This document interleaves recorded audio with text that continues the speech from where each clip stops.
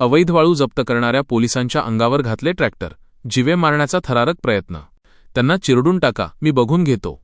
वकिलाच्या चिथावणीनंतर पोलिसांना जीवे मारण्याचा प्रयत्न. परतूरमधील धक्कादायक प्रकार. एका बाजूला वाळू माफियांची मुजोरी आणि दुसऱ्या बाजूला कायद्याचे रक्षक असणाऱ्या वकिलांचाच त्यांना पाठिंबा. धक्कादायक, अत्यंत धक्कादायक आणि संतापजनक प्रकार जालना जिल्ह्यातील परतूरमध्ये घडलाय.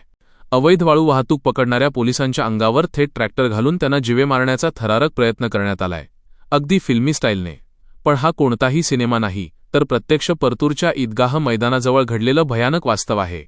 दुधना नदी पात्रातून चोरलेली वाळू घेऊन जाणाऱ्या ट्रॅक्टरला पोलिसांनी रोखलं. ट्रॅक्टर जप्त करून पोलीस ठाण्याकडे आणत असतानाच तिथे एंट्री होते एका वकिलाची. ॲडव्होकेट सुरेश रामा काळे नावाच्या या वकिलाने काय केलं? पोलिसांना सहकार्य करण्याऐवजी त्याने तिथल्या महिलांना चिथावलं, पोलिसांना खाली ओढायला लावलं आणि थेट ड्रायव्हरला आदेश दिला, या पोलिसांच्या अंगावर ट्रॅक्टर घाला, यांना जीवेठार मारा. मी वकील आहे, बघून घेईन. खाकी वर्दीचा धाक संपलाय का? मी वकील आहे, तुमच्यावर विनयभंग आणि ॲट्रॉसिटीचा गुन्हा टाकेन, अशी थेट धमकी पोलिसांनाच दिली जाते. पोलिसांना ट्रॅक्टरवरून खाली खेचलं जातं, धक्काबुक्की केली जाते आणि जीवे मारण्यासाठी त्यांच्या अंगावर ट्रॅक्टर चालवला जातो.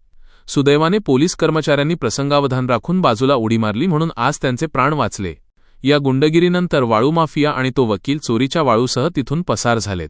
परतूर पोलिसांनी आता या मुजोर वकिलासह 7 ते 8 जणांवर थेट जीवे मारण्याचा प्रयत्न आणि शासकीय कामात अडथळा आणल्याप्रकरणी गंभीर गुन्हे दाखल केलेत.